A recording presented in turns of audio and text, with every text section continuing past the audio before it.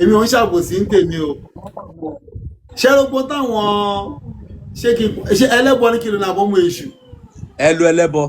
òkè ẹlẹ́bọ ṣé láwọn tó ń kó wá yẹn àwọn tó wà ń bẹ̀ yẹn tó ń wá yẹn wọ́n try but wọ́n máa ń gbé kíní kan ní àkídà àdìsọ́kàn àdìsọ́kàn ló jẹ́ kó rọ̀rọ̀ yẹn yanjú ok torí Quran number one source information gbogbo mùsùlùmí wọ́n máa wọ́n àyà kan alẹ́ ẹ̀kan tó sọ̀rọ̀ poverty age nítorí poverty age ni pé ọgbọ́n tó bá ti bàlágà kí ló pè ní bàlágà àwọn tí ọpọlọ ẹ bá ti pé ẹjọ́ ọmọ ọdún mẹ́fà sọpọlọ ẹ pé náà kódà ọmọ ọdún mẹ́sàn-án tí bá ṣayé tó ti wá lajú dáadáa ní ìsìn láyé ìgbà yẹn ọpọlọ ẹ ò pé torí àwa sì èmi bí mo ṣe wà yìí mo sì wọ́n pátá di ọmọ ọdún mọ́kànlá sí méjìlá ayé ò tí ì lájú tó bá yẹn gbà yẹn náà ànábìdẹ sọ̀rọ̀ kan sọ́lá sálám nú àdéhìsì ànábì ní tọ́mọ bá pọ́ ọmọ ọdún méje ẹ máa mú wá sí mọ́ṣáláṣí tó bá pọ́ ọmọ ọdún mẹ́wàá tí ò bá kírun ẹ máa nà wọ́n ẹ jọ ó wá fẹ́ ọmọ ọdún mẹ́fà ṣùgbọ́n láàka ẹ̀ mú. ẹni sùúrù ọ̀rọ̀ yóò tí ì yé mi mo ń bọ̀ sà ẹ jẹ́ kí wàá rìn yẹn nǹkan tẹ́ ń sọ ni wípé ṣé ẹ̀yin gbà wípé ànábì fọmọ ọdún mẹ́fà àbí ẹ̀ gbà fún irọ́ ló wà bẹ́ẹ̀ irọ́ funfun irọ́ ni ok kò ṣẹlẹ̀ kò ṣẹlẹ̀ rárá tó bá sọ pé ṣẹlẹ̀ mo mọ̀ ẹgbàá sọ́nà tó bá sọ pé ṣẹlẹ̀ kó pọ́ǹtì àwọn tó jọ lògbàǹgbà yẹn tó ṣerú ẹ̀. ní nǹkan tó wá ń kà yẹn níbo náà ti rí. ẹ ṣeun ara àwọn fabricated hadith tó yẹ káwọn dànù nìyẹn tó ló tako Kùránì. ok sir ṣé nínú Islam nínú alukoran ṣé alukoran ní mention ọyọ ọdún báyìí kéèyàn tún lè married. Kùránì ò mention ọdún ó kò ní tọ́mọ bá ti bàlágà tó bá ti gbọ́n nítumọ̀ ẹ̀ tó ní làákàyè òkè ìgbà tó Ọlọ́run sọ wọn kò táyà kan mẹ́ẹ̀ Ọlọ́run sọ̀rọ̀ kan pín ogún Ọlọ́run ní ẹdún àwọn ọmọ òrukàn wò tó máa ti gbọ́n kẹ tó lè kógún lé wọn lọ́wọ́ ẹjọ́ tó máa ní poverty age nígbà yẹn ọmọ ọdún mẹ́fà méje ni kí ló ní tàbí bí o máa fọ́ọ̀sì ọmọ ọdún méje kó máa kírun ló fi dúró dé ọmọ ọdún mẹ́wàá àdìs tó sọ yìí ni tó ń gbàgbọ́ ni o táwọn tó máa gbàgbọ́ náà ni o ó tó máa kó ọmọ ọdún mẹ́wàá ẹ máa nà wọ́n tó bá kírun ọmọ ọdún méje fún ẹjọ́ máa ṣeré wọn ọmọ ọdún mẹ́jọ kó máa ṣeré ọmọ ọdún mẹ́sàn-án kó máa ṣeré kó ẹ gbà náà bì yẹn ló máa ń fi ọmọ ọdún mẹ́fà níyà tó máa gún lọ́gùn ọmọ ọdún mẹ́sàn-án ṣùgbọ́n láàka ìwọ̀n ó takò àyà Kùránì pọ́nbélé ṣé wàá rí ọ̀rọ̀ Kùránì 65 tó mú alẹ́ kan verse 4 àwọn mùsùlùmí àkídà àdìsọ́kùn àwọn mùsùlùmí tó wá ló kó bá wọn ń bẹ̀ yẹn wọn ò fẹ́ dá ọ̀rọ̀ yẹn nù ọmọ wẹ́ ọ̀rọ̀ yẹn ò rí bẹ́ẹ̀ o ọmọ because one Kùránì sọ pé àwọn tẹ bá fẹ́ kọbìnrin ilẹ̀ o ẹnìkan dẹ̀ just mi sọ̀rọ̀ kan bẹ̀ yẹn bá àwọn èèyàn gbá wọlé bóyá ṣe ní gangan nìyẹn obìnrin oríṣiríṣi ló wà látàyè ẹjọ́ yẹn dì sí àwọn kan tó yẹ pé wọn ò ṣẹ̀jẹ̀ ń dìírí mo ní wọn dáadáa lọ́wọ́ mo ní wọn àwọn ni mo ní mẹ́ta ìkan tó bá fẹ́ ṣe nǹkan oṣù èkó náà máa pọ́n ni kò ní ṣẹ̀jẹ̀ ń di o láíláí àbí kísàlẹ̀ ojú ẹ̀ báyìí kó rẹ́ẹ̀dì kó dàbí ẹ̀ṣẹ̀ ẹ̀nà àbí kàtẹ́lẹ̀ ọwọ́ ẹ̀ pọ́n pé ń ṣe kóṣù tiẹ̀ nìyẹn kò ní ṣẹ̀jẹ̀ ń di láíláí irú àwọn ẹni Kùránì rí fáà sí pé àwọn tó ń ṣe nǹkan oṣù rí tẹ́ ẹ fẹ́ níyàwó kò ní kó má bímọ o kò ní kó má bímọ ìkọ̀ ìkọ̀ lójú ìgbọ̀n mọ́ o kò ń ṣe ìjẹ́ ìdí kò ní kó má bímọ kò ní kó má bímọ àwọn tí Kùránì rí fáà sí nìyẹn kò ń ṣọmọ kékeré táwọn mẹ́rin bàbá ń tú tọ́lọ́lọ́ ń sọ pé ẹdún àwọn ọmọ òrukàn wò tó má ti bàlágà bóòlù láti máa fẹ́ mọ òpó lọ́mọdún mọ́mọ́dún gbà yẹn ó wà lọ́mọ 53 years sálàsálàm ó wá fẹ́ ọmọ ọdún mẹ́fà gbogbo nǹkan ní ẹ ó wà ní bọ́ọ̀sì dọ́lọ́gbọ́n wà ní bọ́ọ̀sì wọ́n analyse tí Aisha ń sọ ni inú àdìsí irọ́dẹ̀ ni ànábì òfin ara ẹ̀ sọ báyìí jáde pé òun fọmọ ọdún mẹ́fà kò sádìsì yẹn láyé pé màá mo fẹ́ Aisha o ọmọ ọdún mẹ́fà mo fẹ́ o mo gùn ọmọ ọdún mẹ́sàn-án story ló gbé wá ìyẹn ni àwọn tẹ́fsírì Jàlálẹ́yìn táwọn ẹ̀mẹ́ bàbá gbé wá lẹ́ẹ̀kan yẹn àti tí wọ́n lówó èkó kà torí pé wọ́n ti gbàgbọ́ pé bẹ́ẹ̀ ló ṣe rí náà ṣe gbé tẹ́fsírì yẹn wá bẹ́ẹ̀ àwọn òdẹ̀ lè dánù okay now àdìsọ́kàn tiwọn náà ni. hello sir now gbogbo àwọn àdìtì tó ń kà yẹn ṣé gbogbo àdìtì yẹn láti A to Z ṣé kàn dànù ni kò dáa. gbogbo èyí táwọn gbé wá yẹn gbogbo àdìsí kan ni ò dáa o ẹjẹ ńlá kínní kan ṣé rí Quran ni number one source of information tiwa nínú Islam bí Quran bá ṣe sọ̀rọ̀ tẹ́ bá wá rí ọ̀rọ̀ kan tó tako tí Quran sọ ẹ máa gbàdánù ni gbogbo àdìsí tó ń lò lálẹ́ yìí àdìsí ìjọ ìfù ni kò exist rárá irọ́ ló wà mẹ́. ok ẹ máa ṣe ìrànlọ́wọ́ kan fún mi ẹ máa ṣe ìrànlọ́wọ́ kan fún mi sir ṣé ẹ lè mention àwọn àdìsí tó jẹ́ original nínú àwọn àdìsí tó wà lẹ̀. mo sọ̀rọ̀ kan lẹ́ẹ̀kan ṣe rí sọ́yìn Buhari o Muslim o Tirmidhi o gbogbo àdìsí tó ń kójọ yẹn lẹ́pọ̀ pẹrẹpẹtẹ yẹn aláàkọ́ ni pé ojú ayé àná nìkan ti kó jọ nígbà tó ṣe lọ tó náà bíi báìbù tẹ́yìn náà ní ni wọn ṣàkọọ́lẹ̀ lójú ayé Jésù bọ̀ Quran wọ́n kọ́ lójú ayé Muhammadu bọ̀ ṣe ládìsí wọn kọ́lẹ̀ wọ́n ní wọ́n bẹ̀rẹ̀ sí ìgbàjọ ni sọ́yìn Buhari tó kọ́ sọ́yìn Buhari yẹn sọ̀rọ̀ kan nínú ọ̀rọ̀ tí ó ló fẹ́ lọ gbà díìsì lẹ́nu ẹnìkan nígbà tó ń kó jọ pé òun wá dọ́dọ̀ ẹni yẹn ó wá ń dàgbà dólẹ̀ fẹ́ dìyẹ ó fẹ́ fi mú ó wà nù ìwé yẹn náà ó fẹ́ fi mú ẹdìyẹ ó ló wá rò pé òun lè gbà díìsì lẹ́nu ẹni tó lè fi irọ́ tan ẹdìyẹ kó mú oúnjẹ tó ló fẹ́ dìyẹ yẹn ó fẹ́ tán mú ni o òun lè gbà díìsì lẹ́nu ẹ̀ tó lẹ́lẹ́tàn ló máa jẹ́ ṣe bẹ́ẹ̀ ọkàn tí Buhari rí nìyẹn mélòó ẹ̀ tí ò lè sọ jáde ẹ̀gẹ́tì níta fi wọn àdìsí tí ó yàwó yẹn ni pé kí ni Kùránì sọ kí ni àdìsí wí púpọ̀ tó ń sọ má nábì lára irọ́ ló pọ̀ jù ń bẹ̀ okay Kùránì describe ànábì Quran 64 verse 68 verse 4 ọlọ́ni wọ́n ló dáa jù ní ìwà ẹjọ́ sára ìwà tó dáa ní kéèyàn fẹ́ ọmọ òpó ńlò sára ìwà tó dáa ní kéèyàn máa fún ọmọ tó múyàn kó máa fọ́ra lára kó lóun fẹ́fẹ́ ẹjọ́ sára ìwà tó dáa nìyẹn ni gbogbo tí wọ́n kà lẹ́ẹ̀kan yẹn làwọn tán wá bí ẹ mọ òpó pé bó ṣe wà bẹ́ẹ̀ nìyẹn o ò tó dé pé òyìn tìjú ló máa jẹ́ wọn ò fẹ́ tako àwọn àáfàá wọn náà ṣe fi stylishly gbà àbí má gbà á. wọ́n mọ̀ pé lóòótọ́ náà kọ́ síbẹ̀ wọ́n mọ̀ pé lóòótọ́ náà kọ́ síbẹ̀. wọ́n kọ́ ọbẹ̀ lóòótọ́ wọ́n kọ́ ọbẹ̀ bó ṣe rí gangan nìyẹn bọ̀ irọ́ ni. ó takò báwo la ṣe wá mọ̀ báwo la ṣe mọ̀ pé kí ni ṣe ànábì. ok kí ni reason ta fẹ́ fi báwo la ṣe mọ̀ wípé irọ́ ni báwo la ṣe mọ̀ pé òtítọ́ ni. torí ó takò àyà Quran. but wọ́n kà kan nínú Al-Qur'an nígbà tó fẹ́ bẹ̀rẹ̀ ọ̀rọ̀ wọ́n ka ẹ̀kan nínú Al-Qur'an nígbà tó fẹ́ bẹ̀rẹ̀ ṣé msn sì bọ̀ wá ń bí wọ́n ka báàsì kan nígbà tó fẹ́ bẹ̀rẹ̀ lecture yẹn nínú Al-Qur'an. Quran 65 verse 4 náà ka tó ń sọ̀rọ̀ tọ̀lák pé àwọn tẹ́ ẹ máa kọ́ ọ́ lẹ̀ ẹni tí ò ṣe nǹkan oṣù mọ́ àtẹni tí ò ṣe nǹkan oṣù rí ló wà mẹ́ o tí ò ṣe nǹkan oṣù rí láyé ẹ̀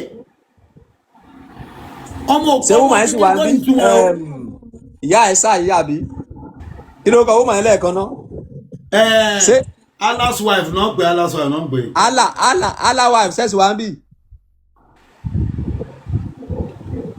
tẹ́ bá wà ń bí kẹ́ comment.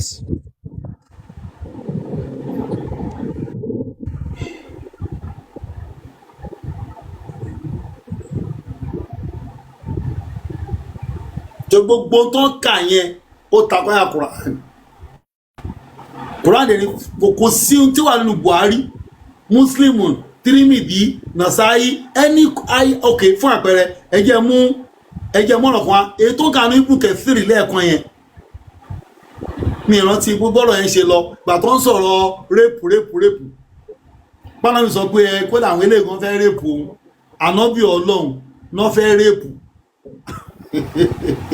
ìyí tó yẹ kó sọ ni pé ìyí tó wà ní gbígbá dànù nítorí ibùn kẹfìrì tó ń gbójúlé yẹn gangan ó tú àyà kan nù Quran chapter 36 verse 14 ìtúkùtù ló tú sílẹ̀ bó torí ẹ̀dì ọkàn wọn ò lè dànù. Ibùn kẹfìrì ló pe Jésù lọ́lọ́run òun ló pe Paul lánàá bí ọlọ́run kí la wá ń sọ ìtí Kúránì bá sọ number 1 another information irọ́ ló wà bẹ́ẹ̀.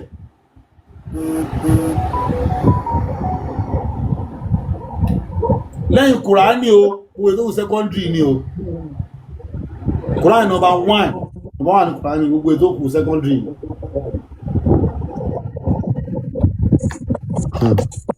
Ṣó lágbára o. Mo retí aláṣọ ẹ̀fún ni o. Ṣé aláṣọ àfọwọ́sọ à ń bí kàbí wọn sí ń bímọ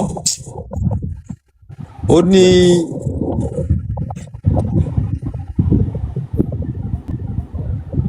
wọn sí ń bímọ ó ní.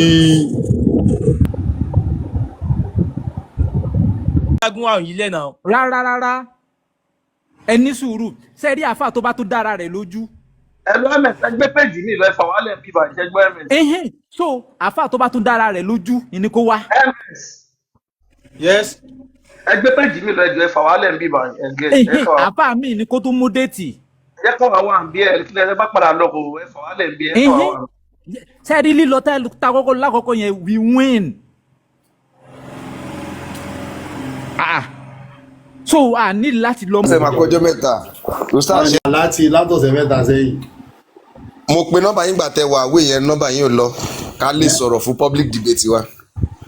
àdéhùn mo ti dé kò sí wàhálà. ok màá pè yín lọ́la. ok kò sí wàhálà kò sí wàhálà.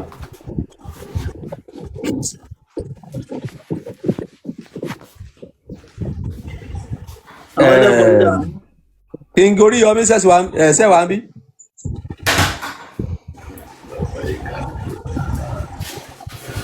wọ́n ní ká wá fún ọlọ́mọ èṣù pẹ́lẹ́pẹ́ ká wá pè wọ́n ọmọ èṣù ní pẹ̀lú péjì tí wọ́n ti tó ránṣọ fún èṣù. wọ́n adago méjìlá ìmí lọ. àwọn tó gbé mu sókè ẹ kálẹ́ o. ẹ kálẹ́. ẹ káàbọ̀ sẹ́ni kò tẹ́ fẹ́ sọ ni. gbogbo ẹ̀ náà ni mo rí nǹkan tí mo fẹ́ sọ ṣe mọ̀ pé àrọ́bá ni bàbá ìtàn tí ò bá ṣẹlẹ̀ kò ní sí sítórì yẹn ń bẹ̀. ẹ jẹ́ kọ̀rẹ́tì Oríyọmí ẹ má bínú. ẹ ní sùúrù ẹ ti ń sọ̀rọ̀ látẹ̀kọ̀ kò sọ̀rọ̀ pé má kọ̀rẹ́ ti mo fẹ́ béèrè kan ní láti ẹ ní sùúrù ọmọdé gbọ́n àgbà gbọ́n la fi dálẹ̀ ẹ̀fẹ̀ kò sọ́gbọ́n kékeré ṣe rí gbogbo nǹkan yìí tó di rògbòdìyàn tí nǹkan tí ò bá ṣẹlẹ̀ wọn ò ní kọ sítórì ẹ̀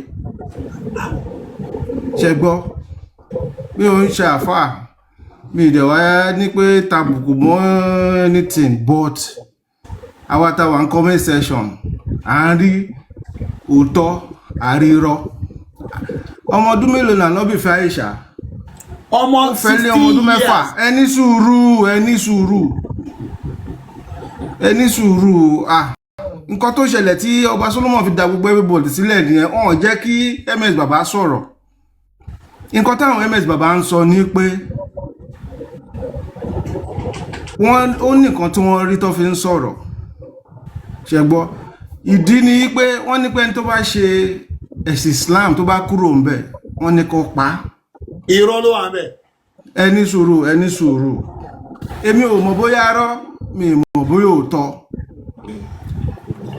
ṣe understand ìkejì àwọn verses tó máa ń kà tó máa ti ń kírun ms baba dẹ̀ sọ ìtàn náà ń sọ amama ní àmì ìkẹta òun ni mo ti sọ pé ọmọ ọdún mélòó ni Ànábì fẹ́ Àìṣà wọ́n ní ọmọ ọdún mẹ́fà ni ó dẹ̀ ní ó dẹ̀ bá sùn lọ́mọdún 9 ẹ jẹ́ ká ka ọgbọ́n orí náà tẹ́ bá bímọ lọ́mọdún 9 ṣé lè fífọ́kọ nǹkan táwọn ms bàbá ń sọ nìyẹn nǹkan tí wọ́n expect àwọn àfáà tó wá sókè ló yẹ kọ́ ni pé bẹ́ẹ̀ ni but ojú ti là ṣe to understand and nǹkan tó dẹ̀ tún fà ni pé ànábì àwòkọ́ṣe ni ó ti ṣe mistake èmi ò kúkú sí mbẹ̀ kò ṣe mistake ṣe understand ẹni sùúrù ó ti ṣe mistake bó ṣe ń sọ ni mo ń sọ fún yín èmi ò takùn kankan ṣe understand ẹ̀yin lẹ máa lọ sọ yìí pé nǹkan tó ṣẹlẹ̀ lélẹ̀ ìtàn àrọ́bá ni bàbá nǹkan ti ṣẹlẹ̀ tó fi kọ story yẹn tí ò bá súnmọ́ ó jọ gàtẹ́ ṣe understand mi ò ní kankan láti sọ ṣe rí àwa táwọn comment section àárín òótọ́ àríyọ ìkejì ẹni sùúrù ẹ ní láti explain fún mi kò sí kankan tẹ́ fẹ́ fún ẹ̀yin lẹ máa padà sókè kẹ́ lọ ṣe research yín kẹ́ tún padà èmi kọ́ lè mọ̀ máa ẹni sùúrù jẹ́ kí n sọ̀rọ̀ ìkejì ni pé nígbà tí àwọn ms bàbá ń sọ wọ́n ń ka àwọn nǹkan kan tó jẹ́ pé irọ́ ẹ̀yin lẹ máa sọ pé nǹkan báyìí ni o nǹkan báyìí ni o kó fàjà kò dẹ̀ fà ébú lọ ṣètò understand ẹ̀ ní láti wà explain fún mi tí máa máa ṣe ẹ̀sìn. ẹ jẹ́ kí n bèrè question apology hold on máa pè yín ẹ jẹ́ kí n sáré bèrè question lọ́wọ́ yín ṣé ó wà nínú àlùkòrán iye ọmọ ọdún tí Muhammadu fẹ́ Aishat? kò sí ń bẹ̀ rárá. níbo ni evidence ọdún tó ń fẹ́ wà nínú ìbàjẹ́ àlùkòrán àbí àdètìyà? ẹ ṣeun wọ́n ń pe kíní kan ní sírọ̀. ṣé mo lè sọ̀rọ̀ sà? mo ń bọ̀ ẹ máa sọ̀rọ̀. wọ́n ń pe kíní kan ní ìtàn jẹ́gbọ́n tó ń kà ẹ́ àdìsí kọ ìtàn ni o kò ń ṣàdìsí ànábì o ìtàn ni o gbogbo tán láì ṣàṣọ yẹn àdìsí ànábì kọ ló sọ̀rọ̀ o ní tó ń sọ ní tán ló sọ ni o tó lè takò àyà Quran. ọ̀rọ̀ tí mo bèrè kọ́ lẹ́ńdà mo ní kí ni evidence ibo ló sọ pé oyè ọmọ ọdún báyìí o ní Aishat nígbà tí Muhammadu fẹ́ sódà kí wọ́n àwọn kan lè clarify.